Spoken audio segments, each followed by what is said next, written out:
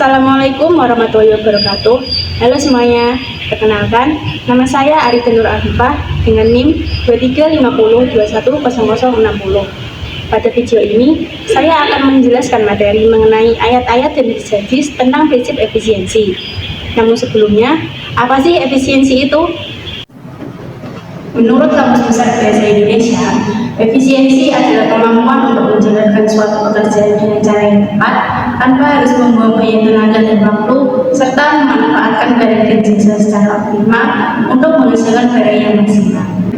Di dalam perusahaan, efisiensi seringkali dikaitkan dengan mengurangi biaya untuk mencapai hasil tertentu atau mengalokasikan biaya tertentu untuk memperoleh hasil yang lebih banyak.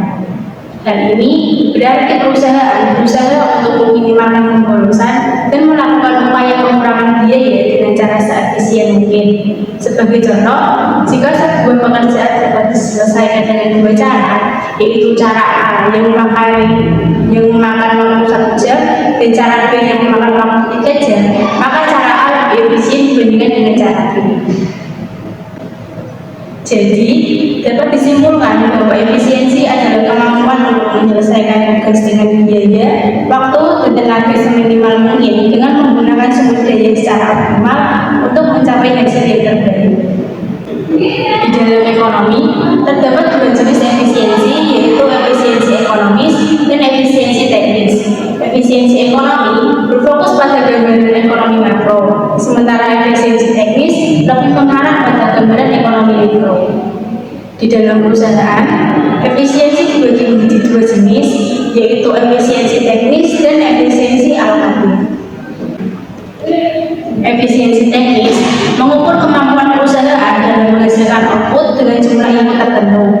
Suatu proses produksi dianggap efisien secara teknis jika output yang dihasilkan tidak bisa lagi ditingkatkan tanpa mengurangi output lain. Sementara efisiensi alokatif berkaitan dengan kemampuan perusahaan dalam mengoptimalkan penggunaan input berdasarkan struktur harga dan teknologi produksi. Efisiensi alokatif tercapai jika input yang digunakan tidak bisa lagi dialokasikan untuk meningkatkan produksi tanpa merugikan usaha lain. Jika input digunakan untuk menghasilkan output yang tidak diinginkan atau tidak berguna bagi konsumen, maka hal itu menandakan bahwa input tersebut tidak digunakan secara efisien. Efisiensi di dalam Islam tidak hanya berkaitan dengan penghematan, tetapi juga dengan upaya memaksimalkan manfaat dari setiap sumber daya yang dimiliki agar dapat memberikan kebaikan baik untuk diri sendiri maupun untuk orang lain. Di dalam Al-Quran dan hadis memberikan banyak petunjuk yang mendorong umat Islam untuk menghindari pemborosan dan menjaga keseimbangan dalam kehidupan sehari-hari. Prinsip ini bertujuan agar sumber daya yang diberikan oleh Allah Subhanahu wa Ta'ala digunakan secara optimal dan penuh tanggung jawab. Di dalam Quran surat Al-A'raf ayat 31, Allah Subhanahu wa Ta'ala berfirman, yang artinya, wahai anak cucu Adam, pakailah pakaian yang bagus pada setiap memasuki masjid, makan dan minumlah, tetapi jangan berlebihan. Sungguh Allah tidak menyukai orang yang berlebihan. Pada ayat ini mengajarkan kita untuk memakai pakaian yang bersih dan indah ketika beribadah dan tidak berlebihan saat makan dan minum. Di dalam Al-Quran surat Hud ayat 61 yang artinya, Dia telah menciptakan kamu dari bumi dan menjadikan kamu pemakmurnya. Ayat ini menunjukkan bahwa Islam mengajak umatnya untuk bekerja dan memakmurkan bumi dengan memanfaatkan sumber daya alam untuk memenuhi kebutuhan masyarakat. Hadis riwayat Tabrani menyebutkan bahwa sesungguhnya Allah Subhanahu wa Ta'ala sangat mencintai seseorang yang melakukan pekerjaan dengan ikhlas, yaitu tepat, terarah, jelas, dan lunas. Hadis ini menekankan pentingnya bekerja dengan cara yang efisien, yakni menyelesaikan pekerjaan dengan tepat dan sempurna. Berdasarkan penjelasan pada Al-Quran dan hadis, dapat disimpulkan bahwa prinsip efisiensi dalam Islam mengajarkan untuk mengelola sumber daya secara bijak dan hemat. Islam mengajarkan umatnya agar tidak berlebihan dalam menggunakan segala sesuatu, baik itu harta, waktu, maupun tenaga.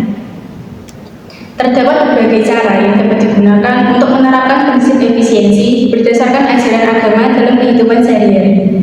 Yang pertama, yaitu mengikuti ajaran agama dalam menjalani kehidupan, menghindari kesombongan dan kerusakan yang sesuai dengan firman Allah dalam Quran Surat Al-Isra ayat 37.